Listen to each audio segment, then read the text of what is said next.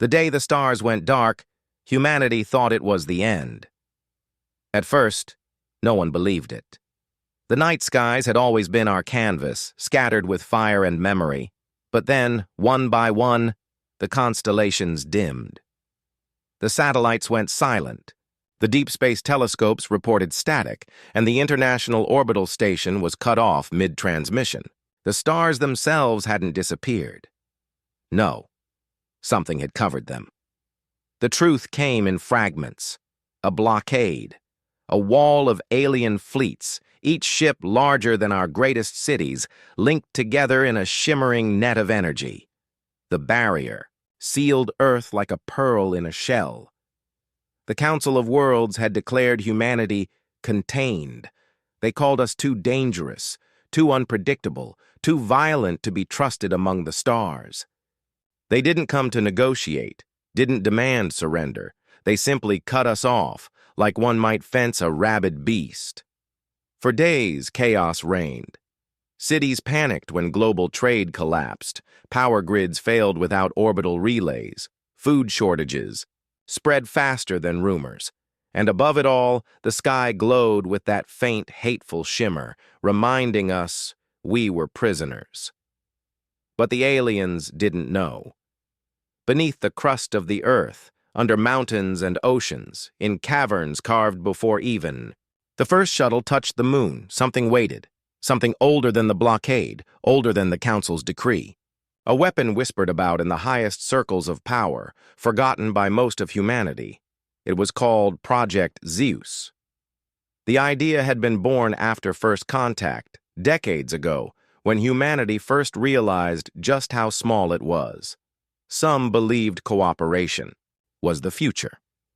Others, looking at the war fleets and plasma cannons of the alien empires, believed in preparation. So, in the shadows, the project began. Hidden facilities built deep under tectonic plates. A war engine not like the fragile ships in orbit, but something that drew power from the planet itself. Not nuclear, not fusion. Something older, something primal. The magnetic heart of Earth. They designed ZEUS to sleep until the day humanity stood on the edge of annihilation. They buried it so deep that even Earth's governments forgot where. Scientists who knew died in silence. Leaders kept the secret locked. Until the blockade. Until the stars went out. That was when the final key was turned. I remember the moment. The president's voice was shaking on the emergency broadcast. "My fellow humans," she said, "we are not without hope." Hope? I thought she was mad.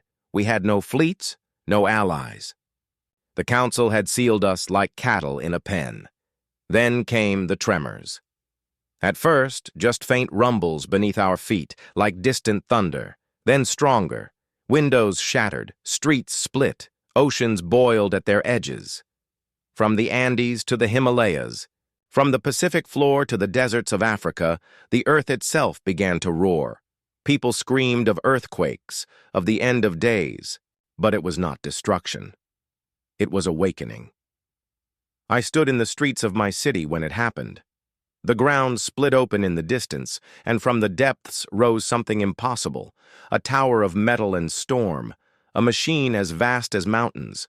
Lightning crackled across its armor, flowing like veins of fire. Its head touched the clouds, its arms like pillars of titans. The very air trembled when it moved. Project ZEUS had awakened. The alien fleets reacted instantly. From the blockade above, beams of plasma rained down, bright enough to blind. The sky became a sea of fire. But Zeus raised one colossal hand. The storms obeyed. Lightning leapt from the clouds, 1,000 spears of white fire striking the alien, ships before their weapons could land. Dozens of cruisers exploded, torn apart like kindling in a hurricane. The blockade shimmered, weakened, and began to falter. We watched on our screens, on rooftops, on mountaintops as the Titan fought for us. It did not use missiles or lasers. It used the raw fury of the planet, the magnetic core, the storms, the oceans themselves. Hurricanes formed at its call. Earthquakes struck when its feet touched the ground. Every strike it unleashed was humanity's. Answer: you will not cage us. The Council had underestimated us. They thought humanity's strength was its fragile fleets, its stubborn colonies. They thought cutting us off from trade and communication would break us. But our strength had always been deeper, our refusal to die quietly. The battle lasted for days. Alien reinforcements came, endless waves of ships pouring from hyperspace. But Zeus tore through them, scattering fleets across the void. Each time the Titan raised its arms, the skies split with lightning, burning holes in the blockade. And then, at last, the barrier cracked. I saw it with my own eyes. The shimmer above the horizon broke, like glass under a hammer. For the first time in weeks, the stars returned. A cheer rose across the planet, billions of voices united. The stars were ours again. But Zeus did not stop.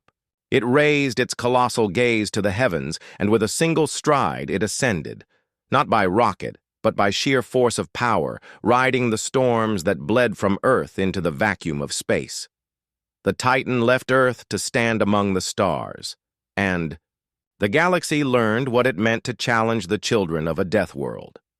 Later, when the smoke cleared and the Council sued for peace, historians would argue. They'd say it was reckless, monstrous, that Project ZEUS was never meant to be used. They would ask if humanity had crossed a line by awakening it.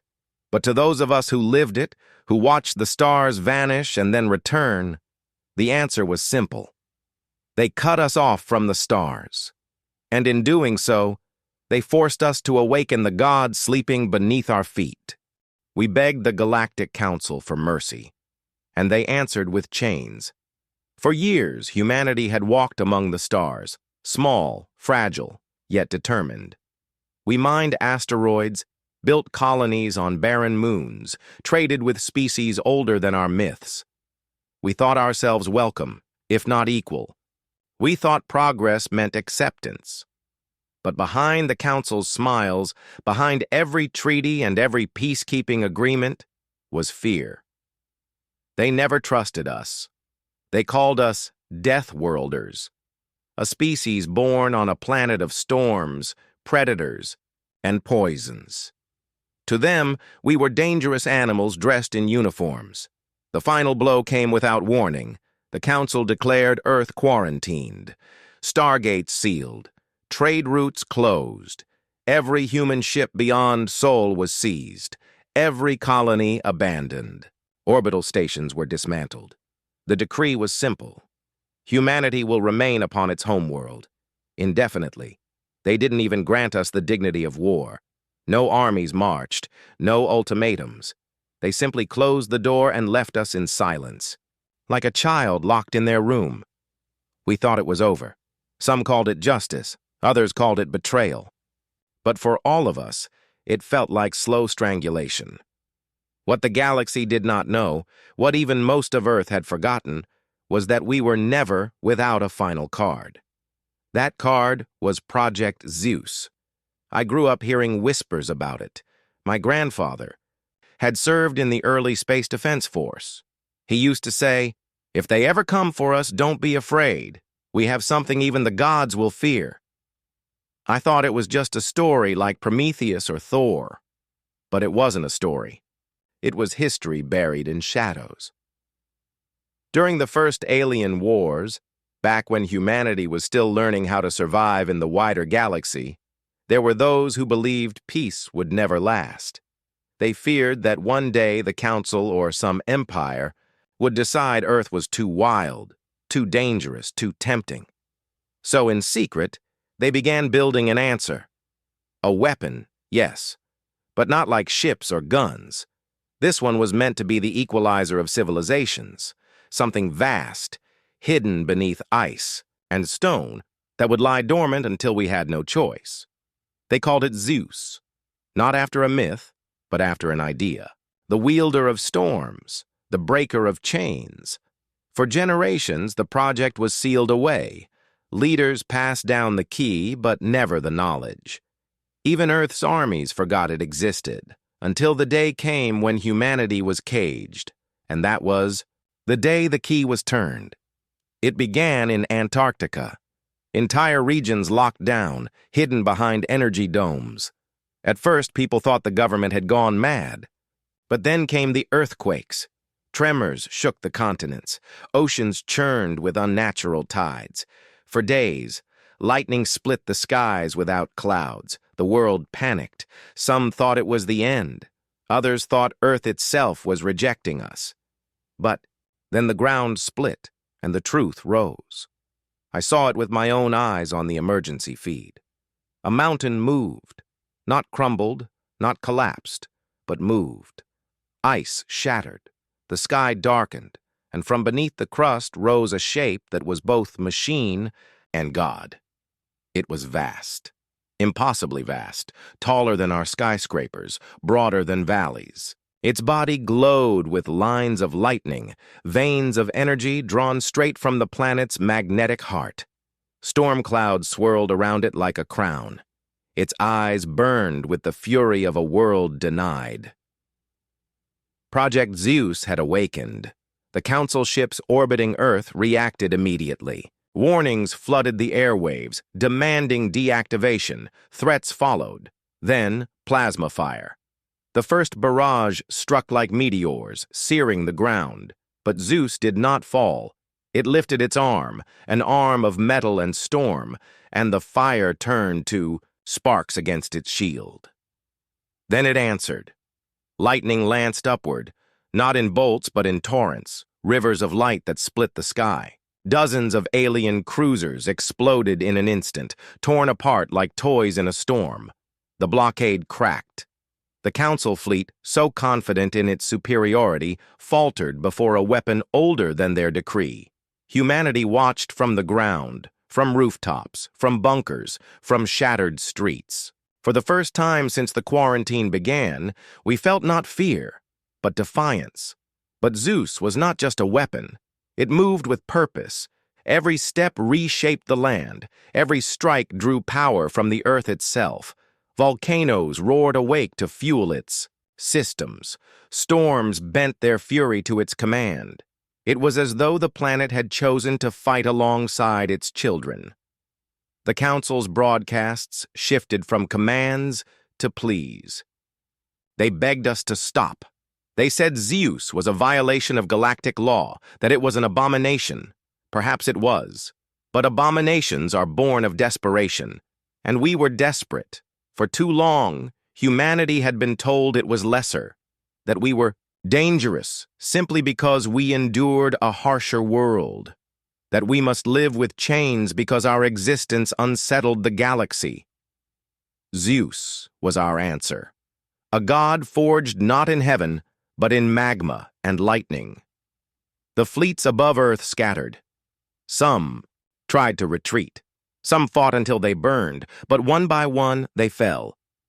And when the last of them fled, ZEUS raised its gaze beyond the sky. It did not return to sleep.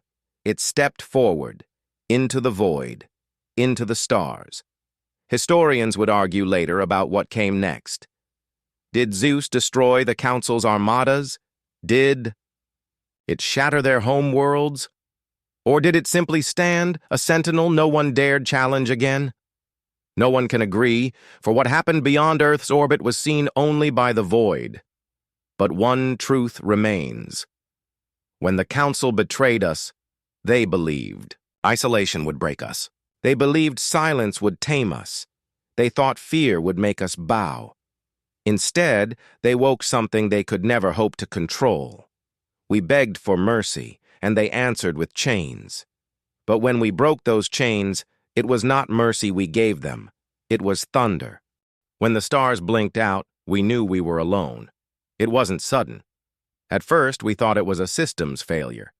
The telescopes went blind, the satellites lost their feeds, and the orbital stations sent only fragments before silence swallowed them whole. Some swore it was solar interference. Some blamed sabotage.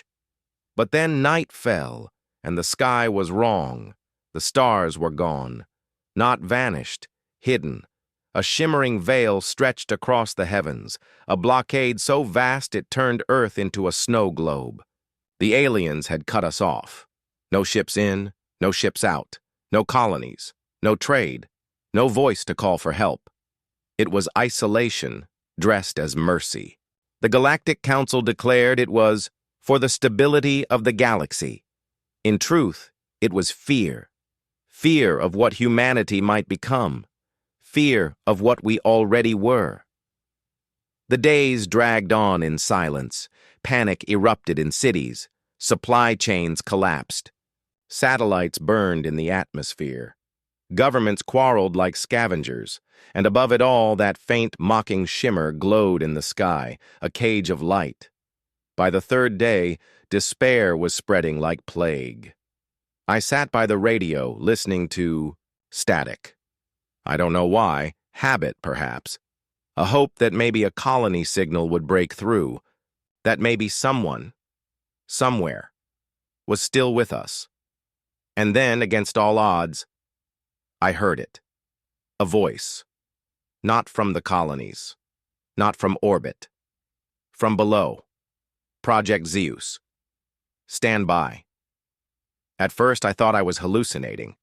My colleagues thought it was a hoax. But then the ground shook, not like an earthquake. This was deeper, a heartbeat beneath the stone.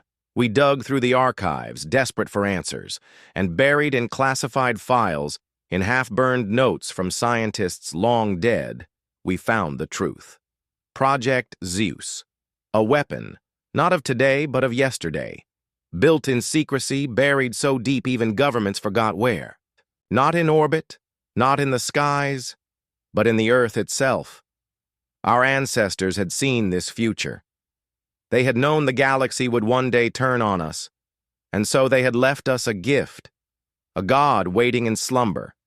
Now, in our hour of need, it stirred. The tremors spread across continents.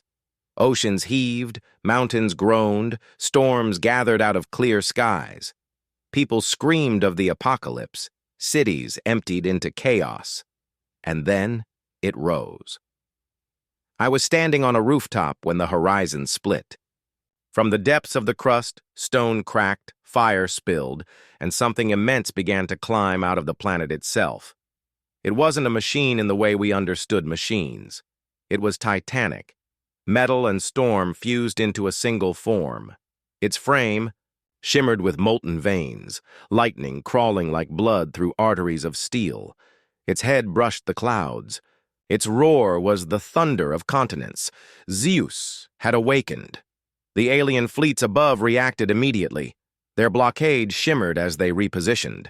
Energy beams rained down, scorching cities, boiling seas. The sky became a furnace. But ZEUS lifted its hand, and the storms obeyed. Lightning speared upward, not in bolts, but in oceans of white fire. Dozens of cruisers were torn apart in seconds. The blockade trembled. Alien voices screamed across intercepted frequencies, voices of fear. The Titan took another step, and the Earth shook with it. Not destruction, but purpose.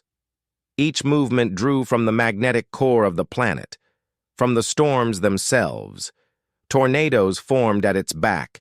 Hurricanes spiraled in its wake. ZEUS was not just fighting. It was the Earth itself answering in rage. For the first time since the blockade, humanity cheered. Not in cities or parliaments, but in broken streets, in shelters, in homes lit only by candlelight. We saw the god our ancestors had buried, and we saw it fight for us. The Council transmitted warnings. They said Project ZEUS was forbidden by treaty. They said humanity had no right to unleash such a weapon. They called it reckless, barbaric, monstrous. But who were they to judge? They had caged us without trial. They had abandoned our colonies to starve. They had decided humanity's future was silence. No, ZEUS was not monstrous. It was survival. And so the Titan fought on. Alien reinforcements poured in from hyperspace, fleets blotting out the sky. But for every ship that entered, lightning greeted it. For every beam of plasma that fell, the storms answered louder. The Titan bled thunder. The earth roared with it. The blockade cracked. I remember the moment. I looked up and saw it. A fracture in the shimmering veil. A glimpse of starlight, pure and sharp. For the first time in weeks, the stars returned. Billions of voices rose as one. Some cried, some screamed, some fell to their knees. But all of us felt the same. Freedom. But Zeus did not stop at freeing Earth. Its gaze lifted higher beyond the clouds, beyond the blockade. It did not wait for orders. It did not ask permission. With a sound like mountains tearing, it stepped upward, into the void, wrapped in a crown of storms. It left Earth's soil and ascended into space, each stride cracking the blockade wider, each movement scattering fleets like dust. We lost sight of it then. The broadcasts went silent. The stars cleared, but Zeus vanished into the abyss. Some say it marched straight to the Council's homeworld. Some say it waits in the Oort cloud, a sentinel watching over Earth. Others believe it returned to slumber, deep in the crust of another world, waiting for the next betrayal. None of us know. What we do know is this. When the galaxy tried to cage us, it awoke something far older than their fear. Something forged by the very planet that raised us. They thought cutting us off from the stars would break us. Instead, it gave us back our god, and that god's name was Zeus.